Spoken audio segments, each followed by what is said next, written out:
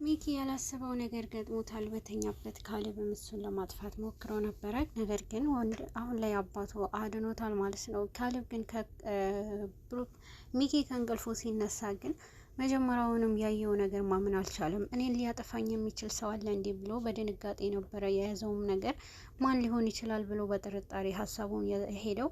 በዚህ ሰዓት ግን ሚኪም የመጣለት የነበረው በጣም በጭንቅላቱ እየተዘዋወረለት የነበረው ነገር ነበረ ማድረግ የፈለገው። ሚኪ በፍጥነት እንግዲህ ወደ ታች ሙረድ ፈልጎ ነበረ።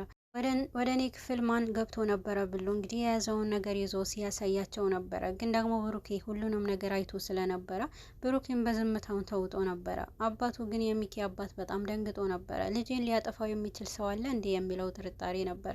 ወይስ ልጄ ምን አይነት ሰው ነው? ክፉ ሰው ነው እንዲህ ብሎ በጣም በውስጡ በድንጋጤ አይቶ ነበረ።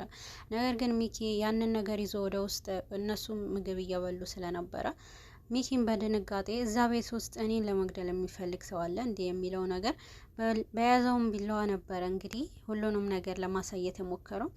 ሁሉንም ነገር ከብሩኬ አይኑ ወደ ብሩኬ ተክሎ ነበረ እውነቱን ለመናገር የሞከረው ሚኪ። በዚህ ጊዜ ይሄንን ነገር ክፍሌ ነው ያገኘሁት፣ ማን ነበረ ይሄንን እኔ ክፍል ያደረገው ብሎ ይናገራል። ቤተሰቡ ሁሉ እንግዲህ ምንድን ነው እያልክ ያለኸው? ምን እያልከን ነው? አንተን እንደዚህ አይነት ነገር ሊያደርግህ የሚችል ሰው ማን ሊኖር ይችላል? ስለዚህ አብዝተህ ጥርጣሬ ውስጥ አትግባ ብለው ነበር ያስጠነቀቁት። ግን ደግሞ በመሀልም ብሩኬም ግን ውስጡ ዛሬ ላይ አሁን ላይ ብሩኬ ትርሴት ከሞተች ጀምሮ ከባድ ሀዘን ውስጥ ከመሆኑ በላይ በጣም ኃይለኝነት ፊት ውስጥ ስሜቱ ይታይበታል።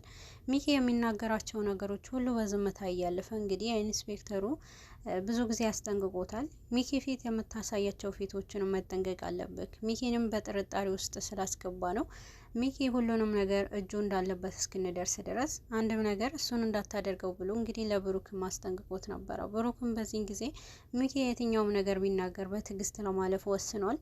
ብሩክ ግን ሁሉንም ነገር ከተናገረ በኋላ እንግዲህ የሚኪ አይኖች ሁሉ ብሩክ ላይ ተክሎ ነበረ። ብሩክ እሱ አድርጓል ባይልም አይኖቹ ወደ እሱ ብሎ ግን እኔን እንደዚህ ሊያደርገኝ የሚችሉ ሰው ማን ነው ብሎ እንግዲህ አፍጥጦ ነበረ ሲጠይቃቸው ነበር። ሚኪ እንግዲህ በጣም በውስጡ ጭንቀት ውስጥ ገብተዋል። ፊቱ ላይ በጣም ሀዘን ከመታየቱ በላይ የበለጠ ደግሞ ነጌ ላይ እውነተኛ ገዳዩ እንተይዞ እንኳን የኔ ነገር ጉድ በወጣብኝ ብሎ ጭንቀት ውስጥ ገብተዋል። እንግዲህ በዚህ መሀል አሁን ላይ እያንዳንዳችሁ ስለዚህ ነገር የሚያውቁ ሰው ካለ ጠይቁ ነገሩኝ ብሎ ነበረ።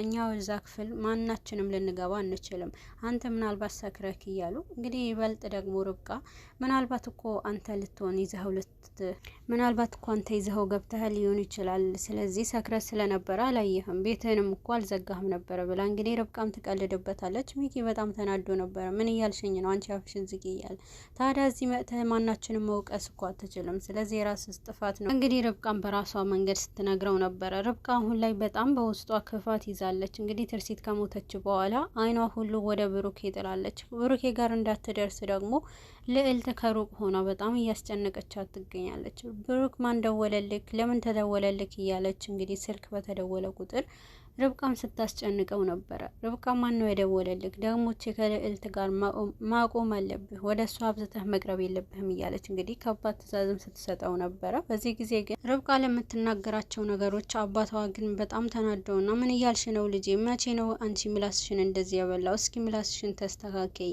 አብዝተሽ መነጋገር ንግግርሽን አቁሚ ብለዋት ነበር አባት። እንግዲህ ጋሽ ዘነበ ርብቃንም አጥብቀው አስጠንቅቀዋት፣ አንቺ ልጅ ግን ሁኔታሽ ምንም አላማረኝም፣ በጣም እኮ ከአቅም በላይ የሆንሽ ነው። ስለዚህ ለንግግሮችሽ ሁሉ ግዴታ ልትጠነቀቅ ይገባል ብለው እንግዲህ አስጠንቅቀዋል። ርብቃ ግን ማንንም ሰው እኔ ሲነካኝ አልወድም፣ ስለዚህ ማንም ሰው በተለይ ደግሞ በድህነት ከመጡብኝ ብላለች። እንግዲህ አቶ ጋሽ ግርማ አሁን ላይ ያሏት የነበረው በተለይ ከወይዘሮ ሂሩት ጋር የምትጣላው ነገር እንድታቆም ነበረ የተናገሯት።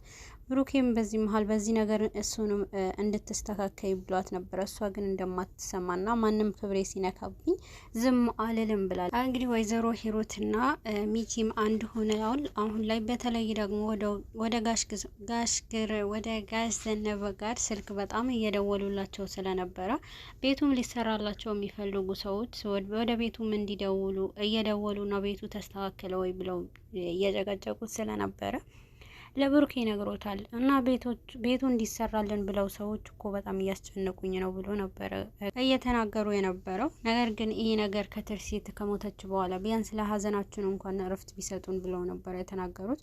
ሰዎቹ ምንም ነገር መስማት ስላልቻሉ ማለት እነሱ ስላልተረዱ ምንም ማድረግ አልቻልንም፣ እንዴት ላስረዳቸው፣ ሰላሜን ከለከሉኝ ብሎ ነበረ ጋሽ ዘነበ እንግዲህ በማዘን የተናገሩት። ብሩኬ አሁን ላይ የሚፈልጉትንም ነገር ማስተካከል እኮ እንችላለን ብለዋል። እንግዲህ ወደ ሚኪም ሄዶ ሁሉንም ነገር ብሩኬ እንደሚናገረውና ትርሲት ማድረግ የፈለገችው ነገር ብሩኬ ማድረግ እንደሚፈልግ ለሁሉም ሰው እንደሚናገር ነበር። እንግዲህ ሚኪን ማናገር እንደሚችል ወደ ብሩኬ ያመራል።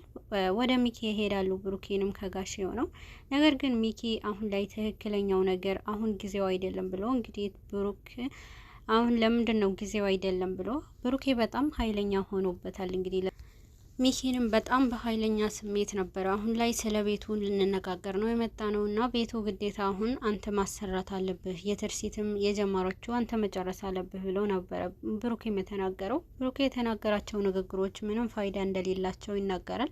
ነገር ግን ከኋላ ሆና ወይዘሮ ሂሩትም ሁሉንም እውነት ስለሰማች ሚኪንም የምታገኝበትንም ሰዓት በፍጥነት ስትጠብቅ ነበረ። ሚኪ ግን የበለጠ በጣም ውስጡ እንባ ተናንቀው ይመስል ነበረ። አሁን ላይ ጊዜው ነው እንዴ ስለ ቤቱ የምታወሩበት? ቢያንስ ሀዘናችን እንኳን እንወጣ ብሎ እንግዲህ በትህትናም ሲጠይቅ ነበረ ሚኪ ግን እያስጨነቀው የዛችን የቢላዋውን ውስጡ ማን ነው ይዞት የገባ፣ ማን ነው እኔን ሊገለኝ የሞከረው ብሎ ያሰበው እሱ ነበረ። እንግዲህ ማን ሊሆን ይችላል ብሎ በጣም አስጨንቆታል። ስለ ትርሲት የተባለውን ሁሉ እሷንም የጀመረችው ጨርስ ሲባል እሱን በጊዜ አደርገዋለሁ አስብበታለሁ ብሎ እንግዲህ ለብሩክም ነግሮታል። ብሩኬ በጣም ተናዶ ነበር። ምንድነው የምታስብበት? አንተ የምታስበው ጊዜ ያለው ነገር እኮ አይደለም። ምንድነው የሚያሳስብህ ነገር? ትሰራዋለህ የተጀመረው ብሎ ጋሽ ዘነበም ግን በጣም አዝነዋል። እንግዲህ ሰዎቹ ምንም ማድረግ አልችልም፣ አሁን ላይ ምንድነው ምላቸው? እነሱም እኮ መቀመጫ አሳጥተውኝ ነው ብሎ ሲናገር ነበረ።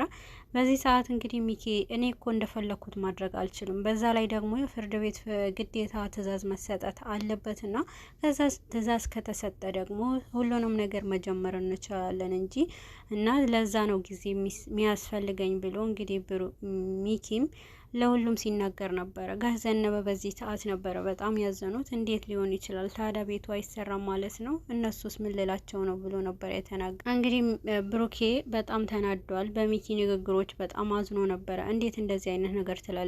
አንተ ቢያንስ አይተኸዋል። ስለዚህ ነገር መናገር ግዴታ የለብህም። ስለዚህ አሁን ላይ ታስተካክለዋለህ ብሎ ነበር የተናገረው። የበለጠ ደግሞ እንግዲህ ብሩኬ በጣም ከመበሳጨቱ የተነሳ አሁን ላይ ምንድን ነው ጋሼ ማድረግ ያለብን? ወዴትስ ሄደን ይሄ ነገር ማስተካከል እንችላለን? ምናልባት እንኳን ለትርሲት ይሄ ነገር ሊሰራላት ይገባልና የእሷ ማስታወሻ ነው ብሎ ብሩኬም ተናግሮ ነበረ። ነገር ግን በዚህ መሀል አሁን ላይ ወይዘሮ ሂሩት ሌላ ከባድ ነገር ትፈጥራል። አሁን ላይ ብሩኬ ሚኪ ያለው ንግግሮች የበለጠ ታዳ ቤቱ ማይሰራም እያልክ ብቻ እንዳይሆን እና ወደ ሳይሆን ትሰራዋለክ ብሎ እንግዲህ ብሩኬ የሌለበትንም ባህሪ ያሳይቶታል ለሚኪ። ሚኪ ግን በብሩኬ ንግግሮችና በብሩኬ ንዴቶች ምንም እንኳን አልተከፋም። እሱ እያሳሰበው ያለው የዛች ወደ ክፍሉ ማን ገብተዋልና ይሄ ሰው ግዴታ በእጅ መያዝ አለብኝ ብሎ ነበር ያሰበው። እንግዲህ በዚህ ጊዜ ወደዛ ክፍል ማን ገብተዋል በተባለ ጊዜ በብሩኬም አንድ በአንድ ተጠያይቀው ስለነበረ ብሩኬም ምንም ነገር ካለ በዛ ክፍል ገብተዋል ማለትም አልቻለም። ያንን ነገር ደግሞ ለመደበቅ እና ደግሞ ካሌብ በፊት ለፊቱም በነበረ ሰዓት ካሌብ እንግዲህ አሁን ላይ ምግብም እንኳን እየበላ አይደለም። በተለይ ደግሞ እናቱ የተገደለችው በሚኪ እንደሆነ ካወቀ በኋላ ሚኪ የሚያጠፋበትንም መንገድ ነበረ እየፈለገ ያለው። ካሌብም በዚህ ሰዓት እንግዲህ ምግብ እየበላም አልነበረ። ብሩኬ በጣም ውስጡ ተጎድቷል። የትርሲት ሞት መቀበል ሲያቅተው የልጁ ደግሞ የእርሷ ገዳይ ማን እንደሆነ ማወቁ የበለጠ የቁም ስቃይ ሆኖበታል ብሩክ። በዚህ ጊዜ ግን ብሩክም ሚኪ እንግዲህ ይሄንን ነገር እኔ ክፍል ማን እንዳስገባው እኔ ያውቃለሁ ብሎ እንግዲህ ካሌብም ይናገራል። ሚኪ በፍጥነት ነበረ ማን ነው ንገረኝ፣ ቶሎ በል ንገረኝ ብሎ ይለዋል። እሱንማ ለምን እንደሆነ እኔ ልንገርክ ብሎ እንግዲህ ካሌብም ልክ እንደ ርብቃ ይቀልድበታል። እሱም አማቀው ርብቃ ኩሽና ውስጥ ስትጠቀምበት ነው እሱን ቢላዋ ብሎ ለሚኪ ይቀልድበታል። ሚኪ በዚህ ጊዜ በጣም ተናዶ ነበረ። ምናል ነው አንተ እየቀለክብኝ ነው ብሎ እንግዲህ ቤተሰቡ ሁሉ ትርሲት ከሞተች በኋላ አንድም ቀን ፈገግ ብሎ የማያውቁት ፈገግ እያሉ ነበረ። በዚህ ሰዓት ሚኪ እንግዲህ በጣም ተበሳጭቷል። ብሩኬ ነው እባላለሁ ወይስ ብሩክ እጁ አለበት ይባላል የሚለው ነገር ነበር የጠበቀው። ብሩክ አሁን ላይ የበለጠ ከባድ እልህ ውስጥ ገብቷል።